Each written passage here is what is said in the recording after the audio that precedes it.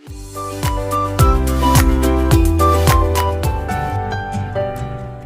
बच्चों, कैसे आप लोग?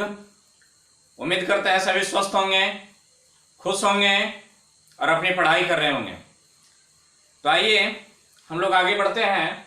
Biology class 12 plant reproduction lecture 08, जिसके अंतर्गत हम लोग पढ़ेंगे क्रॉस पोलिनेशन के बारे में। क्रॉस पोलिनेशन, यहां देख लीजिए, क्रॉस पोलिनेशन मीन्स पर परागन। क्रॉस पोलिनेशन की पहले आप डेफिनेशन जान लीजिए क्या कहता है। जब पॉलन ग्रेन का स्थानांतरण एक प्लांट के फ्लावर के एंथर से दूसरे प्लांट के फ्लावर के स्टिग्मा तक होता है, किसका क्या होता है? स्थानांतरण होता है, किसका? पॉलन ग्रेन का। तो उसे क्रॉस पॉलिनेशन कहते हैं। डेफिनेशन जाने आप क्या कहता है? जब पॉलन ग्रेन का स्थानांतरण एक प्लांट के फ्लावर के एंथर से दूसरे प्लांट के फ्लावर के स्टिग्मा तक होता है, क्या होता है? स्थानांतरण होता है, किसका होता है? पॉलन ग्रेन का। तो उसे क्रॉस पॉलिनेशन कहते हैं। आइए डायग्राम में देखते हैं। मान लेते हैं यह एक प्लांट है और यह एक प्लांट है। मान लेते हैं यह एक दूसरी प्लांट है, स्थिति अलग अलग लिए हैं। ठीक, पहले एक तरफ देखिए, यह एक प्लांट है, यह एक प्लांट है, इसमें फ्लावर है, इनके फ्लावर है। ये मेल पार्ट है, फीमेल पार्ट है, मींस मेल पार्ट यदि एम बोले तो एंड्रोसियम, यहां हम लिख दे रहे हैं। यदि फ्लावर में जो एम लिखा हुआ है तो इसका मतलब है मेल रिप्रोपार्ट, मेल रिप्रोपार्ट। एफ लिखा हुआ मेल रिप्रोपार्ट मींस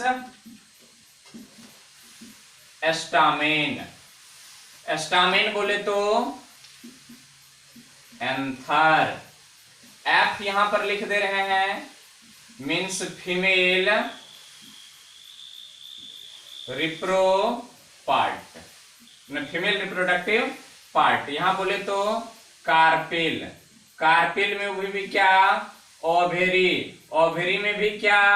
स्टिग्मा। कहां पर पड़ता है? स्टिग्मा पर।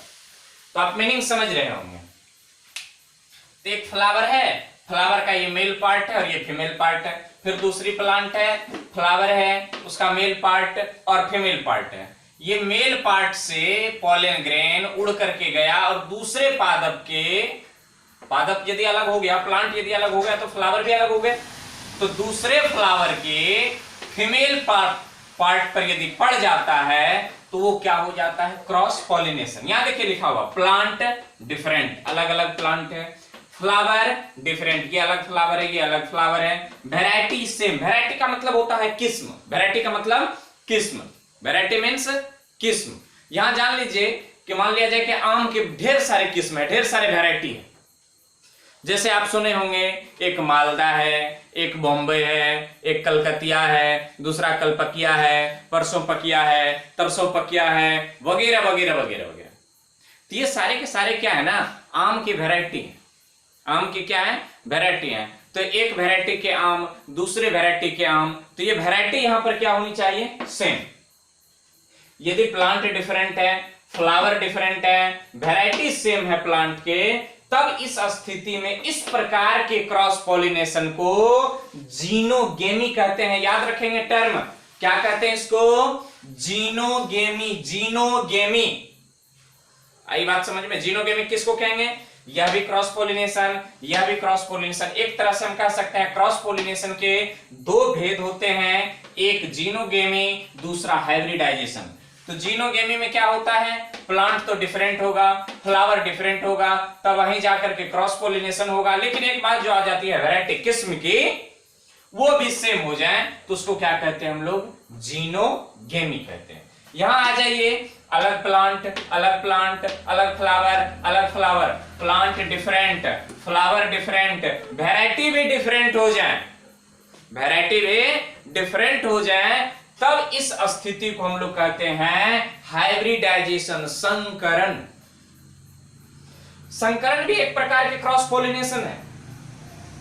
सेल्फ पॉलिनेशन, क्रॉस पॉलिनेशन की अहम भूमिका है जेनेटिक्स को समझने में। जब आप मेंडेलियन जेनेटिक्स पढ़ने लगेंगे तब आपको पता चलेगा कि cross pollination, self pollination, variety, flower ये क्या है। अतः यहां से आप समझते चले, आपके लिए बेहतर होंगे। समझ रहे ना? हाँ, तो समझो। तो हम उम्मीद करते हैं इसको देखे होंगे। फिर देख लीजिए, यदि प्लांट डिफरेंट हो जाए, फ्लावर डिफरेंट हो जाए, तब वहीं ये क्रॉस पॉलिनेशन होगा। यदि वैरायटी सेम हो गया, प्लांट और फ्लावर डिफरेंट है, तो इसको कहेंगे xenogamy is a type of cross pollination या सिनोनिम्स ऑफ क्रॉस पॉलिनेशन, यूं कह दीजिए। ये तो अतिरिक्त ला करके हम यहां बैठा दिए हैं। प्लांट डिफरेंट हो, फ्लावर डिफरेंट हो, वैरायटी भी डिफरेंट हो, तब जाकर के उसको क्या कहेंगे? हाइब्रिडाइजेशन। वैसे नेचुरली ये संभावना इसकी कम होती है, संभावना बहुत कम होती है नेचुरली।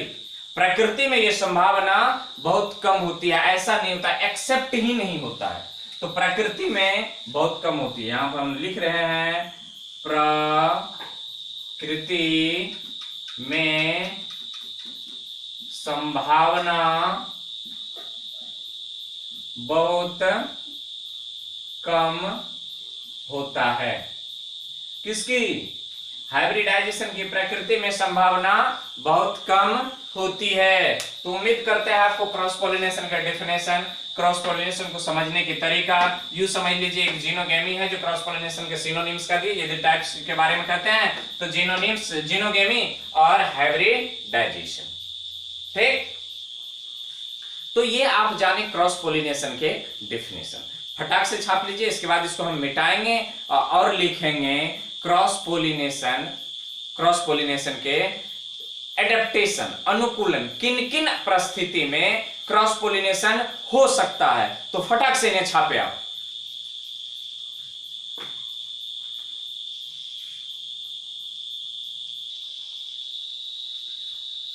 तो आइए अब हम लोग देख लें कंट्रीव्हंसेज एडेप्टेशन, कंट्रीव्हंसेज या एडेप्टेशन फॉर क्रॉस पॉलिनेशन। कंट्रीव्हंसेज या एडेप्टेशन क्या होता है? इसको हम लोग कहते हैं अनुकूलन। क्या कहते हैं? अनुकूलन। अनुकूलन किसके लिए? पर परागन के लिए। पर परागन के लिए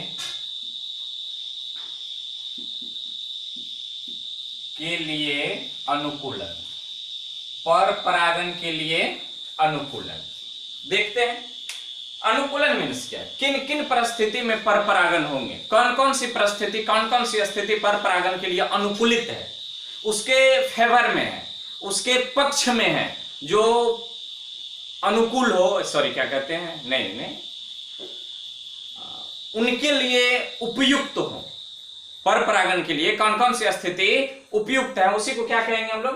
पर परागन के लिए अनुकूलन। कंट्रीव्हंसेज या एडेप्टेशन फॉर क्रॉस पॉलिनेशन। आइए नंबर 1, डिक्लिनी या यूनिसेक्सुअलिटी, एक लिंगता कहते हैं इसको, एक लैंगिकता, इसको लिंगता मत कहिए, लैंगिकता, एक लैंगिकता,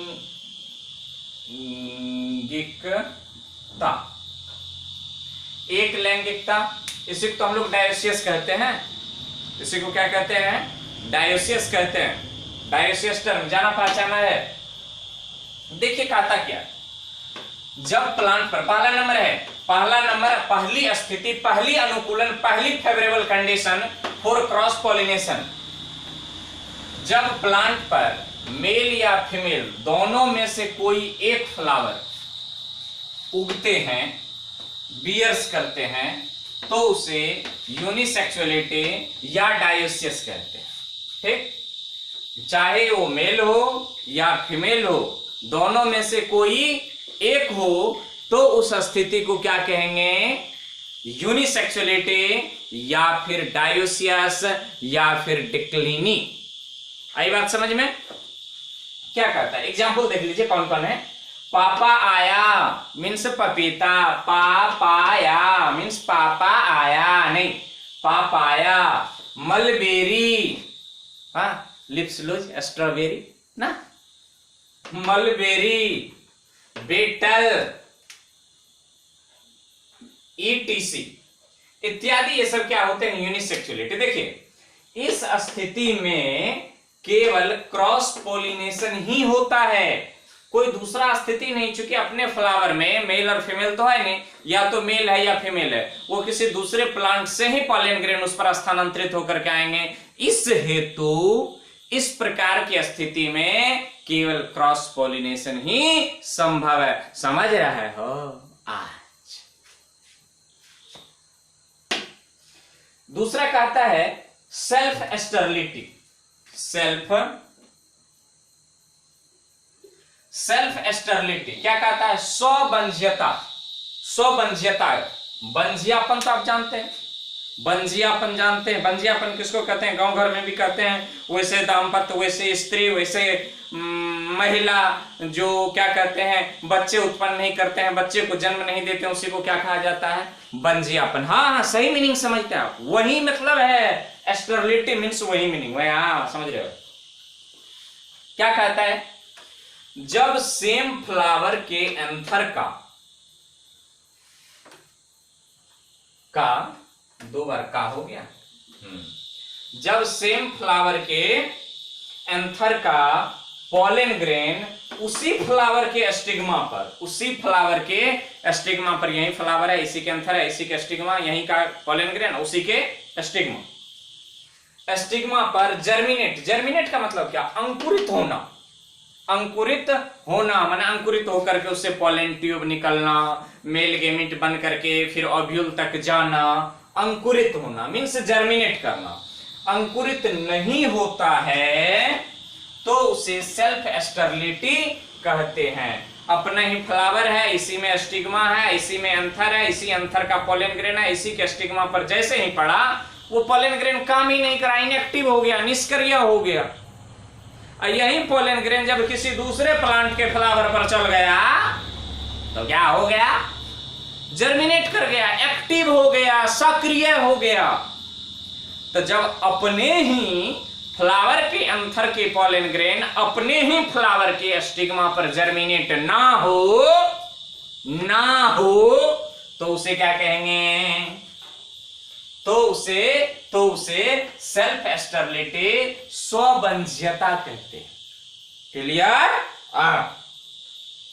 इस स्थिति में भी केवल क्रॉस पोलिनेशन ही संभव है। क्यों भैया ऐसा क्यों कह रहे हैं? क्रॉस पोलिनेशन ही संभव है, ऐसी क्या बात है भैया? जब उसी फ्लावर के पॉलन ग्रेन उसी फ्लावर के स्टिग्मा पर जब जर्मिनेट नहीं हो रहा है तो कोई बाहर वाले आकर के ही ना उस पर पॉलन ग्रेन जर्मिनेट करेगा। जब बाहर वाला आया, यही तो कंडीशन क्रॉस पोलिनेशन है।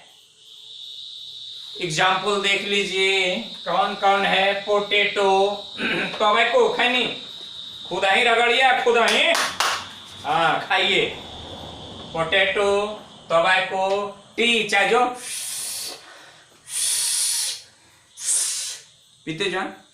तो इन सब में क्या होता है? सेल्फ स्टेरिलिटी होते हैं। अपने ही फ्लावर के एंथर का पॉलन ग्रेन अपने ही फ्लावर के स्टिग्मा पर जर्मिनेट नहीं कर पाता है। जब वही पॉलन ग्रेन किसी दूसरे फ्लावर पर चल गया तो क्या हो गया? जर्मिनेट कर गया, एक्टिव हो गया। बात समझ में आई ना? हाँ, तो फटाक से छापिए, इसको मिटाएंगे। अभी तो 2 ही हैं, 3-4 हैं, इसको लिखेंगे, फटाफट कीजिए। तीसरा नंबर है डायकोगेमी। डायकोगेमी जान लीजिए किसको कहते हैं? जब किसी बाइसेक्सुअल और मोनोएसियस माने द्विलिंगी मोनोएसियस बाइसेक्सुअल वैसे फ्लावर जिसमें male reproductive part means stamen, female reproductive part means gynoecium दोनों हो, उसे ही हम लोग मोनोएसियस या बाइसेक्सुअल कहते हैं। क्या कहता है? जब किसी बाइसेक्सुअल और मोनोएसियस फ्लावर में, वाले नहीं होगा, मोनोएसियस फ्लावर में एस्टामेन तथा कार्पेल, एस्टामेन जिसमें एंथर होता है, कार्पेल जिसमें ओवरी होता है, कार्पेल अलग अलग समय में मैच्योर परिपक्व होता है तो उसे डायकोगेमी कहते हैं। अब एक फ्लावर है, बाइसेक्सुअल है, उसी में एंथर है, उसी में स्टिग्मा है। तो स्टिग्मा तथा एंथर एक ही समय में मैच्योर नहीं हुआ, दोनों एक ही समय में युवावस्था को प्राप्त नहीं किया, अलग अलग समय में युवावस्था को प्राप्त किया। कहने का तात्पर्य कि एगो बूढ़ा हो गया तब जाकर के एगो युवा अवस्था को प्राप्त किया। ऐसी कंडीशन अलग अलग समय में क्या हो जाते हैं, मैच्योर होते हैं, तब उसको हम लोग क्या कहते हैं, डायकोगेमी कहते हैं। आइए डायकोगेमी में देखिए दो कंडीशन है। ए नंबर में प्रोटेंड्री,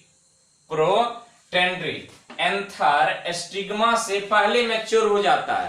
पहले एंथर मैच्योर होगा, एंथर फटेगा, पोलन ग्रेन बर्बाद हो जाएगा, किसी काम का नहीं रहेगा, तब जाकर के उसका स्टिग्मा मैच्योर होगा। तो क्या कहता है, प्रोटेंड्री में एंथर स्टिग्मा से पहले मैच्योर होगा। ऐसे कौन कौन से प्लांट हैं, एग्जाम्पल देख लीजिए। कॉटन, जिसको हम लोग सूती कहते हैं, लेडीज फिंगर, जी सबको जानते हैं, स्त्री की उंगली, स्त्री की उंगली।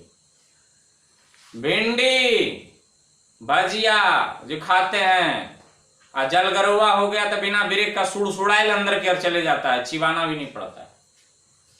तो लेडी फिंगर, सनफ्लावर, सूरजमुखी, ये सब में क्या होता है कि एंथर स्टिग्मा से पहले मैच्योर हो जाता है। और जब एंथर स्टिग्मा से पहले मैच्योर हो गया, दोनों एक समय में मैच्योर नहीं हुआ, तो क्या सेल्फ पॉलिनेशन होगा, नहीं ना होगा। तब क्या होगा, क्रॉस पॉलिनेशन। हाँ, दूसरा कंडीशन है प्रोटोगेमी। प्रोटोगेनी जो है, जिसमें कहता है स्टिग्मा एंथर से पहले मैच्योर होता है। इसमें देखे थे कि एंथर स्टिग्मा से पहले मैच्योर हो रहा है, इसमें देख रहे हैं कि स्टिग्मा एंथर से पहले मैच्योर होता है। देख लेते हैं ऐसे कौन कौन से प्लांट है। बनियान, बरगद, ओ ये बनियान, गड़बड़ सड़बड़ नहीं समझ लेना, हाँ समझ गया, बनियान, वो जो सोच रहे हो वो नहीं, बरगद का पेड़। कस्टर्ड एप्पल, शायद सोंपी कटहल कहते हैं इसको।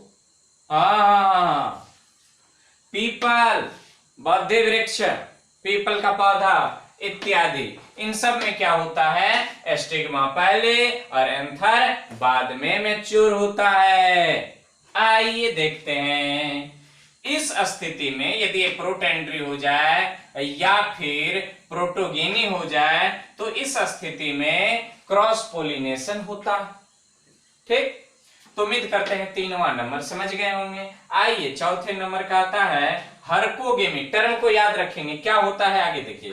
कुछ फ्लावर में एंथर तथा स्टाइल के बीच फिजिकल बैरियर, अवरोधक, उसको हम लोग अपने गांव घर के देहाती भाषा में क्या कहते हैं, टाट लगा देना, दीवार जोड़ देना, दीवार, टाट इत्यादि। तो किनके किनके बीच, एंथर तथा स्टाइल के बीच एक टाट लगा होता है, बैरियर लगे होते हैं, उसको क्या कहते हैं हम लोग, कहां चले गए, अवरोधक या टाट पाए जाते हैं, जो सेल्फ पॉलिनेशन को रोकता है। जब एंथर और स्टाइल के बीच आवाजाही है ही नहीं, तो सेल्फ पॉलिनेशन होगा, नहीं होगा। पिताजी हैं, चाचा हैं, आंगन में टाट लगे हैं, तो चाची से बात होंगे, काकी से बतिया सकते हैं, नहीं ना बतिया सकते हैं, क्यों नहीं बतिया सकते हैं, टाट लगल है। वही प्रकार है मुन्ना कि एंथर तथा स्टाइल के बीच एक टाट है, दीवार है, फिजिकल बैरियर है, इसलिए सेल्फ पॉलिनेशन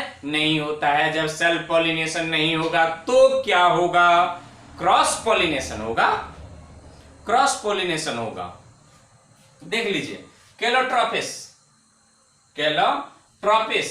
सम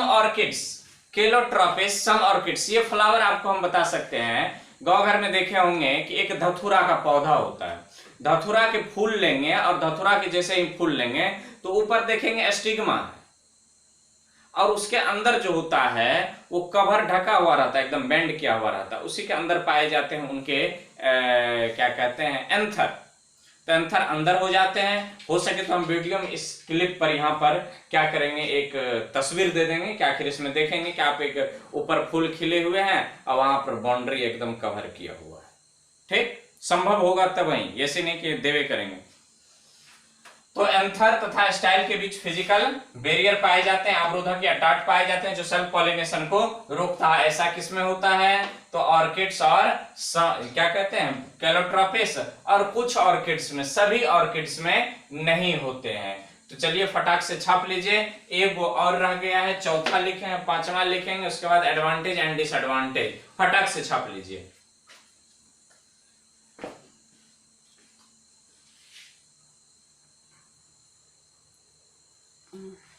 तो चलिए 4 तक देखे थे, पांचवा कहता है हेटेरोस्टिली। हेटेरोस्टिली देखिए, समझ लीजिए टर्म को क्या कहता है। इसमें एंथर के फिलामेंट की लंबाई तथा कार्पिल की लंबाई में काफी अंतर होता है। मतलब कि यहाँ यदि हम एक फिगर बना लें यहाँ पर, तो यहाँ पर ये ऐसे करके यदि ये कार्पिल है तो समझ लीजिए कि ये एंथर है उनका, ये एंथर है, और ये इनके क्या है, स्टिग्मा है। ठीक, ये काफी लंबाई में क्या हो गया, अंतर हो गया। तो वही कहता है कार्पेल की लंबाई, एंथर के फिलामेंट की लंबाई। देखिए यही तो फिलामेंट है, यही टुकड़ा क्या है, फिलामेंट है। ये टुकड़ा देख रहे हैं, फिलामेंट है, ये टुकड़ा फिलामेंट है। तो एंथर के फिलामेंट की लंबाई तथा कार्पेल की लंबाई में काफी अंतर होता है। अंतर होने से क्या होता है, जिसके कारण पॉलन ग्रेन स्टिग्मा तक पहुंच ही नहीं पाते हैं। ये देखिए यहाँ पर एंथर है, यहाँ पर एंथर, ध्यान देंगे, पेन देख रहे होंगे, यहाँ पर एंथर है और यहाँ पर स्टिग्मा है। पॉलिनेशन के लिए यहाँ से पॉलन ग्रेन को यहाँ पर आना होगा, यहाँ से पॉलन ग्रेन को यहाँ पर। ये इतना छोटा है कि पॉलन ग्रेन यहाँ तक पहुंच ही नहीं पाता। ये जब इससे बड़ा होता है तब ना पॉलन ग्रेन इस पर गिर जाता है ऐसे करके। ये छोटे होने के कारण इस पर पॉलन ग्रेन नहीं पहुंच पाता है। फलस्वरूप सेल्फ पॉलिनेशन नहीं होता है। जब ये पॉलिनेशन यहाँ पर, ये पॉलन ग्रेन यहाँ नहीं पहुंचा तो क्या नहीं हुआ, सेल्फ पॉलिनेशन नहीं हुआ। अब जानते हैं कि सेल्फ पॉलिनेशन यदि नहीं होगा तो क्या होगा, क्रॉस पॉलिनेशन होगा। तो नीचे लिखें, इस स्थिति में क्रॉस पॉलिनेशन होता है। तो ये रही इनकी अनुकूलन कि किन किन परिस्थिति में क्रॉस पॉलिनेशन होगा। तो इन सभी परिस्थिति को जाने, फटाक से छाप लीजिए। एक छोटी सी कहानी और बची हुई है, इसको देख लेते हैं। क्रॉस पॉलिनेशन से लाभ या हानि, तो इनको पहले छापिए फटाक से।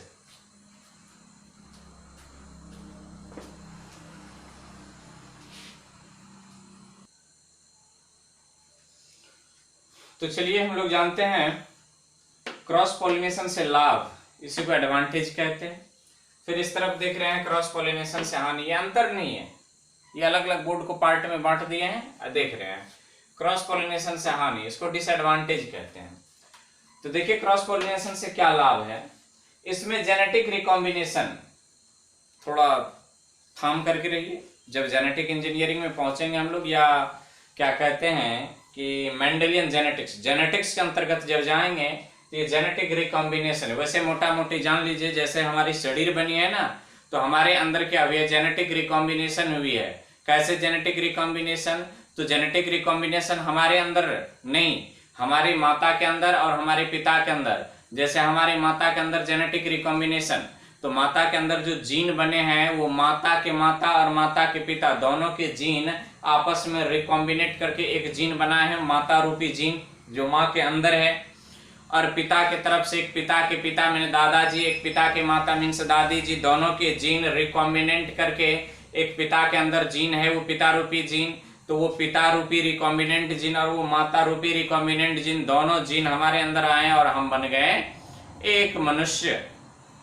तो मेरे अंदर भी अब ये दोनों के जीन का क्या होगा, रिकॉम्बिनेशन होगा। जब जेनेटिक क्या कहते हैं कि जेनरेटिव सेल में जब सेल डिवीजन होने लगेंगे, गैमेट का निर्माण होने लगेगा, होने के क्रम में ये दोनों जीन आपस में रिकॉम्बाइंड करेंगे और हमारे संतति में ये स्थानांतरित हो जाएंगे, तो उसी को रिकॉम्बिनेशन कहते हैं। तो इसमें जेनेटिक रिकॉम्बिनेशन होता है, यहाँ पर कोमा होता है।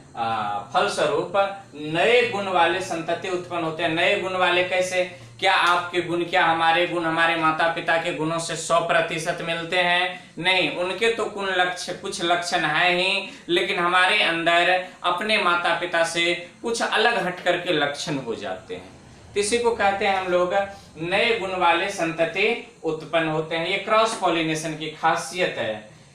इससे उत्पन्न संतति प्रबल, स्वस्थ, हेल्दी, मजबूत, रोग निरोधी, रोग को पचाने वाला तथा अच्छे उपज दर वाले होते हैं। चूंकि प्लांट की बात हो रही है तो अच्छे उपज दर वाले होते हैं। याद कीजिए, शंकर मक्का अच्छा उपज दर, हाइब्रिड गेहूं, यहां पर हाइब्रिडाइजेशन लिखे थे। यह प्लांट को वातावरण के अनुकूल बनाते हैं। माना इसके द्वारा उत्पन्न जो प्लांट होते हैं वो बदलते हुए परिवेश में, आजकल जो परिवेश चेंज हो रही है, वातावरण चेंज हो रहे हैं, तो इसमें वो कैसे सरवाइव करे, कैसे जीवित रहे, ये क्रॉस पॉलिनेशन के द्वारा ही ऐसा संभव है। आगे कहता है प्रयोग के दृष्टिकोण से यह बेहतर तरीका है। प्रायोगिक रूप से लेबोरेटरी में रिसर्च के लिए यह बेहतर तरीका माना जाता है। अगला है क्रॉस पॉलिनेशन से हानि। यह एजेंट पर निर्भर करता है। इसमें पॉलिन ग्रेन की काफी क्षति होती है, पॉलिनेशन की संभावना बहुत कम होती है। एजेंट पर निर्भर करता है। जब एजेंट नहीं मिला तो पॉलिनेशन नहीं हुआ, और जब एजेंट लेकर के जाएंगे तो बहुत सारे पॉलिन ग्रेन लेकर के जाएंगे, जो स्टिग्मा तक जाते जाते कुछ पॉलिन ग्रेन बच जाएंगे। तो अगले लेक्चर में हम लोग पहले इनको फटाक से छाप लीजिए। 1 2 3 4 5 6 7, चलिए आ रहे हैं। तो इनको आप छाप लिए होंगे या स्क्रीनशॉट ले लीजिए। इसका नोट तैयार करते जाएं, जितना पढ़ें उसको याद रखते जाएं, बार बार रिवीजन करते जाएं। तो अगले लेक्चर में जब हम लोग आएंगे तो क्रॉस पॉलिनेशन के एजेंट को लेकर के आएंगे। यहां पर लिखा है ना कि यह एजेंट पर निर्भर करता है, तो क्रॉस पॉलिनेशन के एजेंट क्या होते हैं, उसी एजेंट के बारे में हम लोग जानेंगे। क्रॉस पॉलिनेशन के क्या क्या एजेंट हैं। तो आज हमें दीजिए विदा। तब तक के लिए शुभ विदा।